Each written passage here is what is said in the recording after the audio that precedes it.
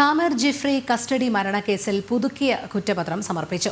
സാങ്കേതിക പ്രശ്നങ്ങൾ ചൂണ്ടിക്കാട്ടി എറണാകുളം CJM കോടതി കുറ്റപത്രം മടക്കിയിരുന്നു. 4 സിവിൽ പോലീസുകാരാണ് പ്രതികൾ. കിരൺ കുമാർ ചേരുന്നു. കിരൺ, പറയൂ.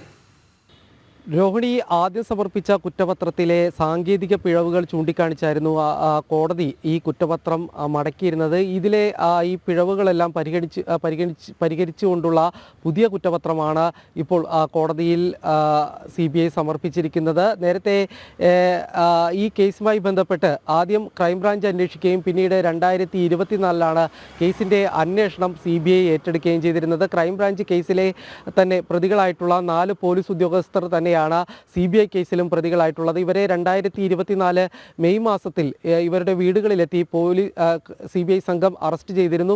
മലപ്പുറം SP-യുടെ നേതൃത്വത്തിലുള്ള ഡാൻസ് ഓഫ് ടീമായിരുന്നു ആദ്യം ഈ താമിർ ജഫ്രിയെ കസ്റ്റഡിയിലെടുക്കുകയും പിന്നീട് കസ്റ്റഡിയിൽ ക്രൂരമർദ്ദനത്തിനിരയാകുകയും ഇയാൾ മരണപ്പെടുകയും ചെയ്തിരുന്നത്. താമിർ ജഫ്രിക്ക് ക്രൂരമർദ്ദനങ്ങൾ ഏറ്റിരുന്നതായിട്ടുള്ള റിപ്പോർട്ടുകളാണ് പുറത്തു വന്നിരുന്നത്. അതായത് പോസ്റ്റ്മോർട്ടം റിപ്പോർട്ടിലടക്കം ജഫ്രിക്ക് ക്രൂരമർദ്ദനങ്ങൾ ഏറ്റിരുന്നതായിട്ട് വ്യക്തമാക്കുന്നുണ്ട്. 21ഓളം മുറിവുകളാണ് ഇയാളുടെ ദേഹത്തുണ്ടായിരുന്നത്. മാത്രവുമല്ല, ഇരുമ്പ് ദണ്ടും ലാത്തിയും ഉപയോഗിച്ച് പോലീസ് ഉദ്യോഗസ്ഥർ ഇയാളെ മർദ്ദിച്ചിരുന്നതായിട്ടും കണ്ടെത്തിയിരുന്നു.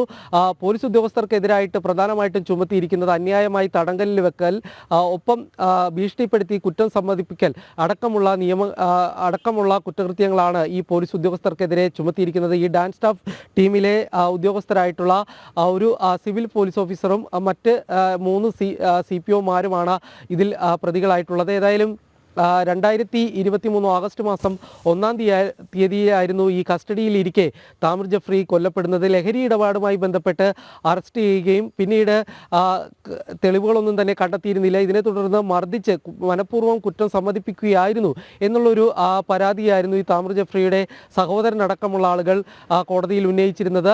ഇതിൻ്റെ അടിസ്ഥാനത്തിലാണ് CBI അന്വേഷണം വേണമെന്നുള്ളൊരു ആവശ്യം കൂടി ഏതായാലും മുന്നോട്ട് വെച്ചിരുന്നത്. താമിർ ജഫ്രിയെ മർദ്ദിച്ചിരുന്നതായിട്ടുള്ള കാര്യങ്ങൾ ഇദ്ദേഹത്തോടൊപ്പം തന്നെ കസ്റ്റഡിയിൽ എടുത്തിരുന്ന മറ്റുള്ള ആളുകളും മൊഴി നൽകിയിരുന്നു. ഇതിൻ്റെ കൂടി അടിസ്ഥാനത്തിലാണ് പിന്നീട് CBI കേസ് ഏറ്റെടുക്കുകയും ഇതിൽ അന്വേഷണം നടത്തുകയും ഇപ്പോൾ ഇതിലെ പുതുക്കിയ കുറ്റപത്രം സമർപ്പിക്കുകയും ചെയ്തിട്ടുള്ളത്. രോഹിണി, ശരി. കിരൺ കുമാറാണ് വിവരങ്ങൾ നൽകിയത്.